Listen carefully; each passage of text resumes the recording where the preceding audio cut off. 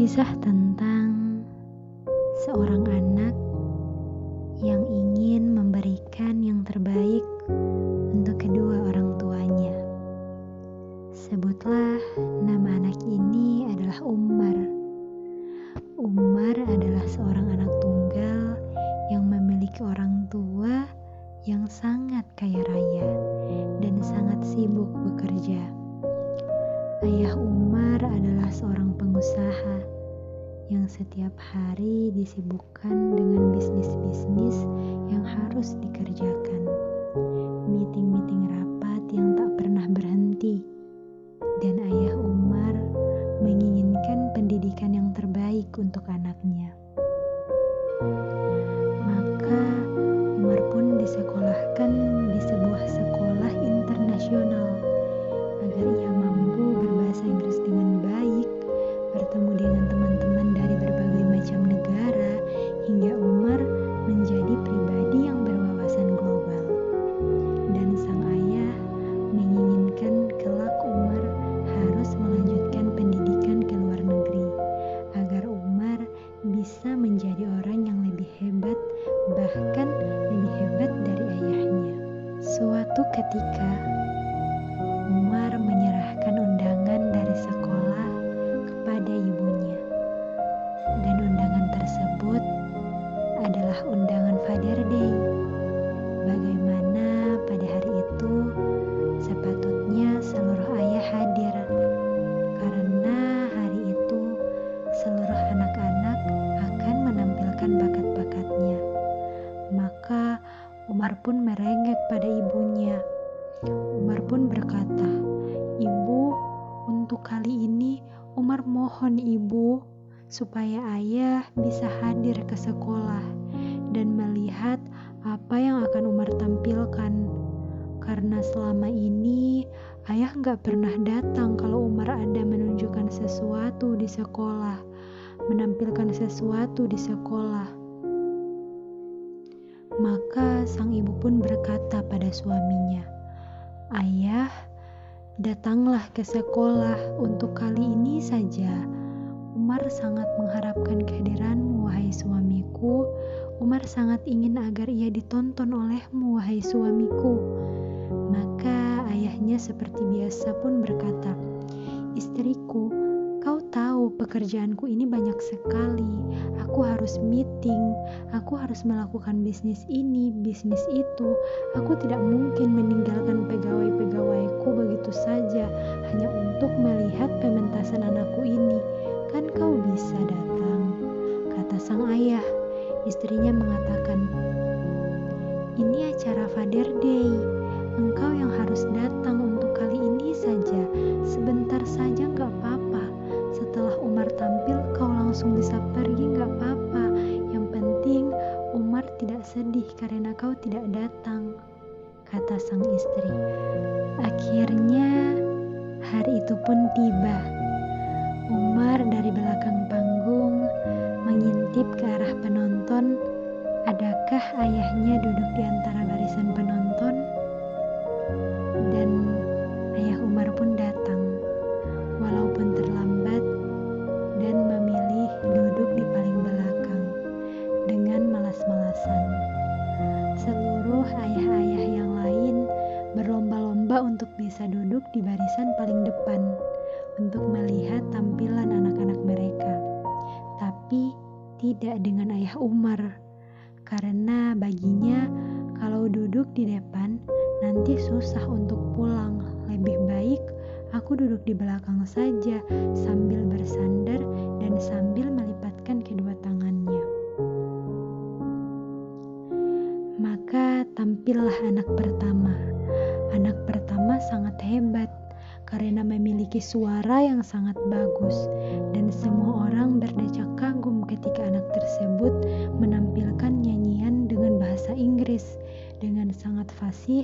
Seluruh orang di gedung tersebut bertepuk tangan karena kehebatan suara dari anak itu. Anak kedua menampilkan tarian balet yang sangat indah, meliuk-liuk badannya, membuat semua orang juga berdecak kagum dengan bakat yang ditampilkan oleh anak yang kedua.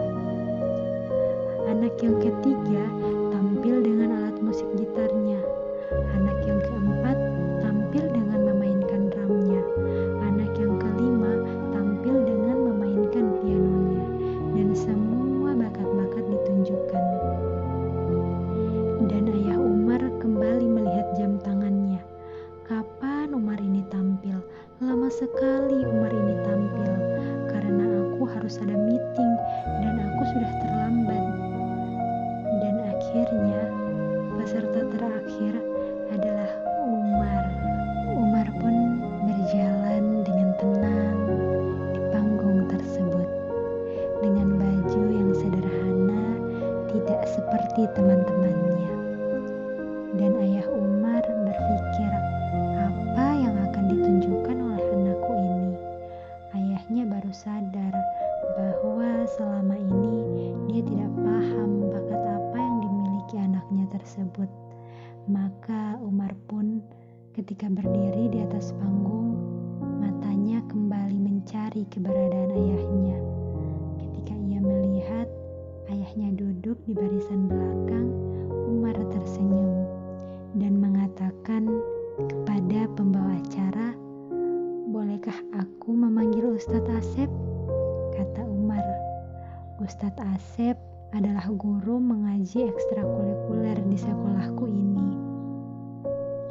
Maka Ustadz Asep pun datang ke atas panggung dan Umar mengatakan, "Ustadz, boleh tolong periksa bacaan Umar? Kalau Umar mungkin salah dalam membacanya." Maka Umar menarik nafasnya panjang-panjang, memejamkan matanya, kemudian dia pun melantunkan ayat suci Al-Quran. A'udzu billahi minasyaitonir rajim. Bismillahirrahmanirrahim. Amma yatasaalun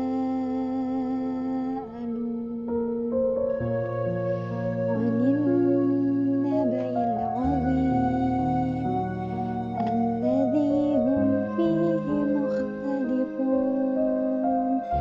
Kalla saya'lamun. Dan seterusnya.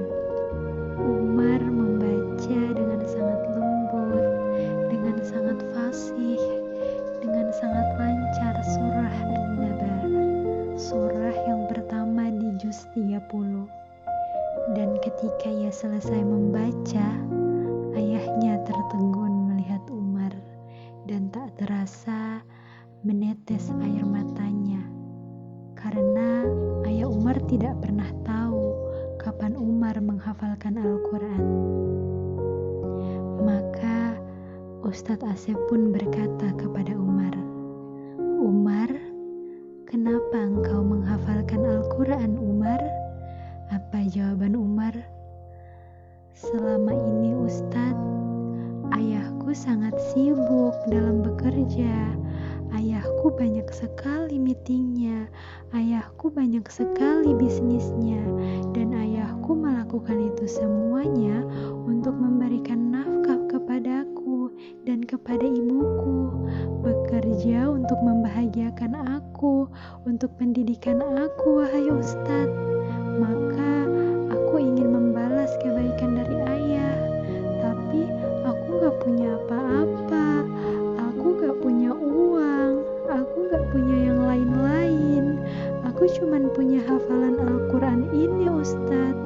Tapi aku tahu janji Allah, barang siapa yang menghafalkan Al-Quran, maka Allah akan berikan jubah kemuliaan bagi kedua orang tuanya Ustadz. Maka Umar ingin memberikan jubah kemuliaan kepada ayah dan ibu Umar di surga Allah Ustadz." Maka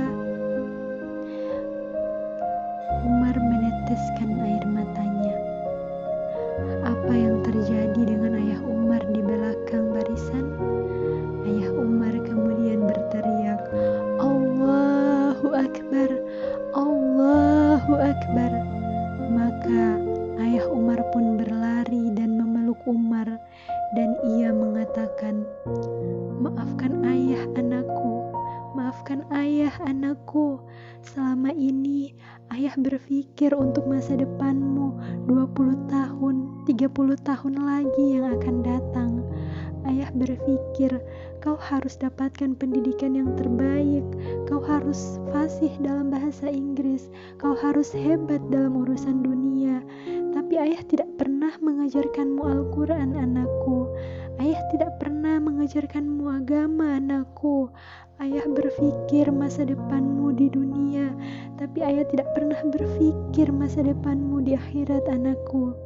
Tapi kau berpikir tentang akhiratku, wahai anakku.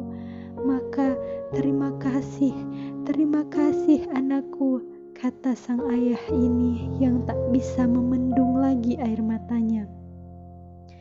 Dan seluruh penonton yang ada di barisan bergemuruh. Mereka mengucapkan takbir, Allahu Akbar, Allahu Akbar, Allahu Akbar. Dan bergemuruhlah takbir di seluruh barisan itu.